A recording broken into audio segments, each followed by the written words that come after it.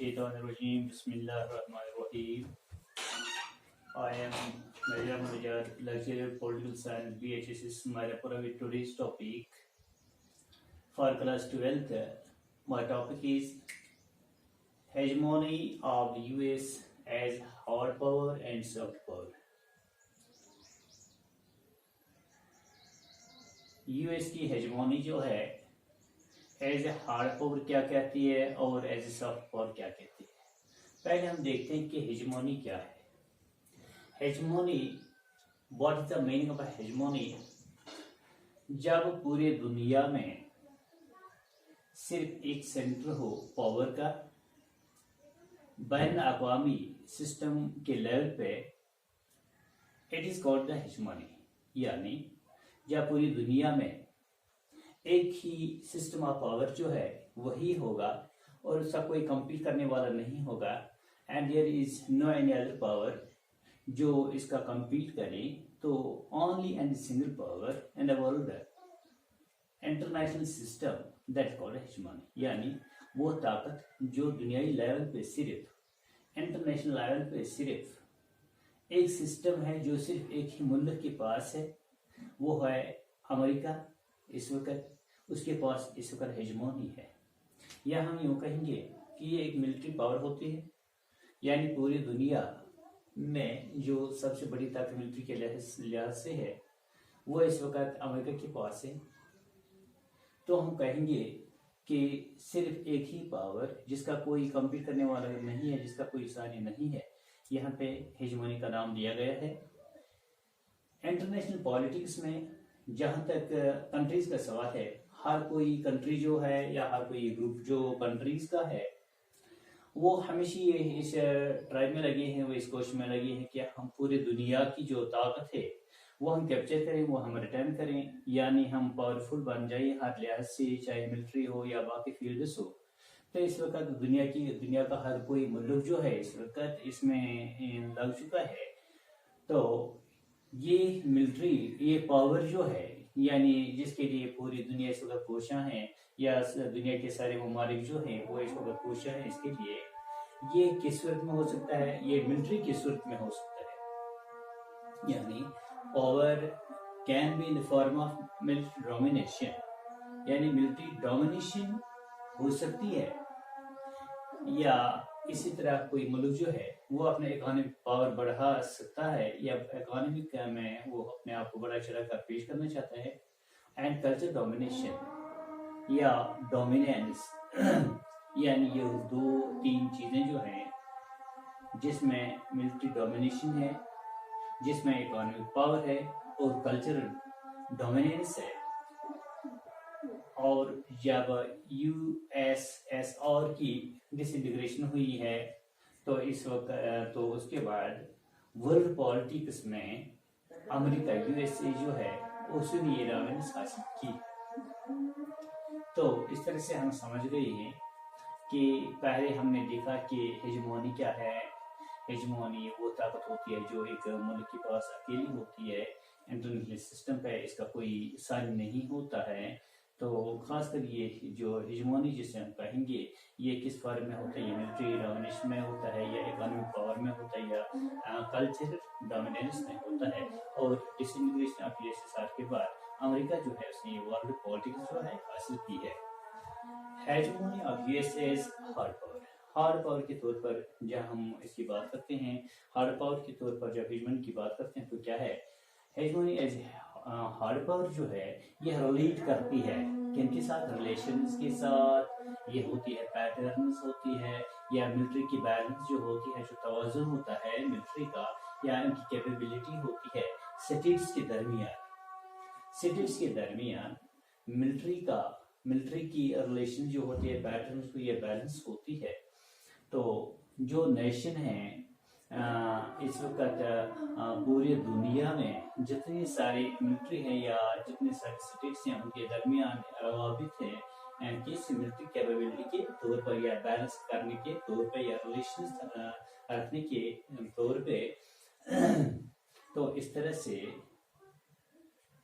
इस वक्त जो करंट पोजीशन है यूएसए की, उसने पूरी दुनिया की मिलिट्री जो है या वर्ल्ड पॉलिटिक्स जो है इस पे पूरा कंट्रोल करके रखा है हर लिहाज से, चाहे इन द फील्ड्स ऑफ, चाहे ये मिलिट्री के फील्ड में हो, चाहे साइंस के फील्ड में हो, टेक्नोलॉजी के हो, पैटर्न्स के हो, फॉरेन पॉलिसीज के। जिस तरह से हम देखें कि यूएस इस वक्त जो है पूरी दुनिया पे कमांड कर बैठा है ना, तो इस वक्त कहते हैं कि यूएस जो है ये बेटर रॉक है। बेटर रॉक जो यूएसए का है वो किस में लाया है, लगा है उसकी सुपीरियरिटी में। यानी बेटर रॉक जो है इस वक्त यूएसए का, वो हम देखते हैं कि उनकी मिलिट्री जो है यही बेटर रॉक, उनकी सुपीरियरिटी। यानी हम देखेंगे उनकी बेस जो है वो है यहाँ की superiority of its military, which is absolute and relative today। ये हर एक के साथ इस तरह एब्सोल्यूट है और रिलेटिव है। तो अमेरिका, हम जहाँ तक अमेरिका के बजट का सवाल है, हमें ये पूरा पता होना चाहिए कि अमेरिका जो है ये स्पेंड करता है मिलिट्री कैपेबिलिटी पे। यानी जितने सारे 12 ममालिक को जोड़ के उतना सारा खर्च करते हैं, उतना ये अमेरिका जो है एक होके यानी अकेला उतना सारा बजट जो है मिलिट्री पे खर्च करता है जितना 12 ममालिक एकजा होकर करेंगे। तो इस तरह से हम देखते हैं कि एक बड़ा बजट जो है उनकी साइंस पे या टेक्नोलॉजी पर स्पेंड होती है। तो हम देखेंगे कि यूएस जो है हार्ड पावर के तौर पर ये इंक्लूड करता है मिलिट्री डोमिनेंस या technology, science methods which no other country can compete। यानी इन मैदान में मिलिट्री डोमिनेंस के मैदानों में, टेक्नोलॉजी के मैदान में, साइंस मेथड्स की टेक्नोलॉजी में, पूरे दुनिया में इस वक्त जो है यूएस वो सबसे आगे है और उसका कोई कम्पीट करने वाला नहीं है। तो हम देखेंगे कि ये है हार्ड पावर, यानी hegemony of US is hard power.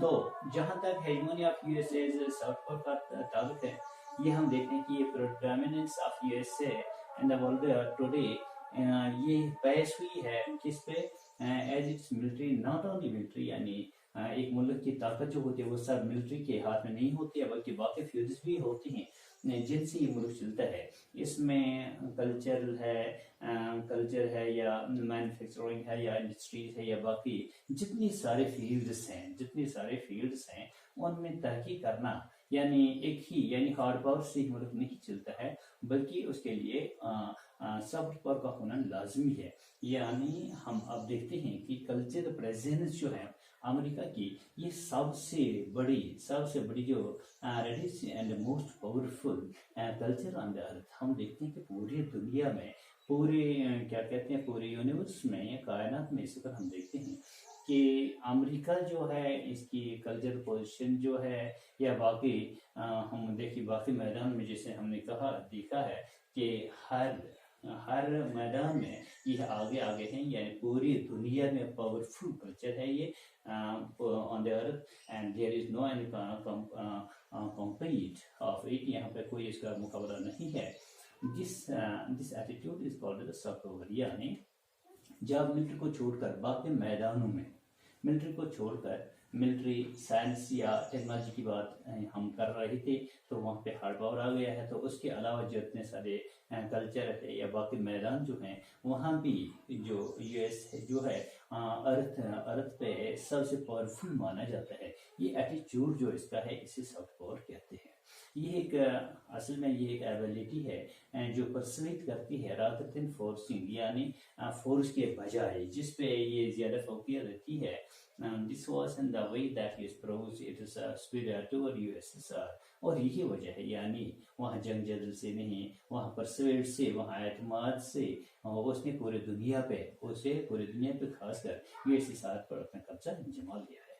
तो बच्चों आज हमने देख लिया है कि मीनिंग ऑफ हेजमोनी क्या है, या hegemony of US is hard power क्या है, hegemony of US is soft power क्या है। मैं फिर रिपीट करने जा रहा हूँ। What is the meaning of hegemony? The answer is that when there is only one center of power in the international system, it is called the hegemony.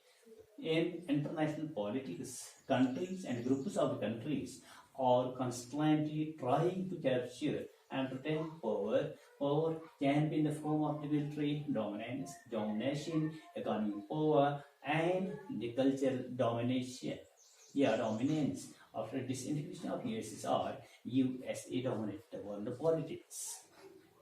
Hegemony of US is hard power. Hegemony as a hard power relates to the relations, patterns, and balance of the military capability between cities. The nation of hegemony as military domination is relevant to the current position and the role of the US in the world politics.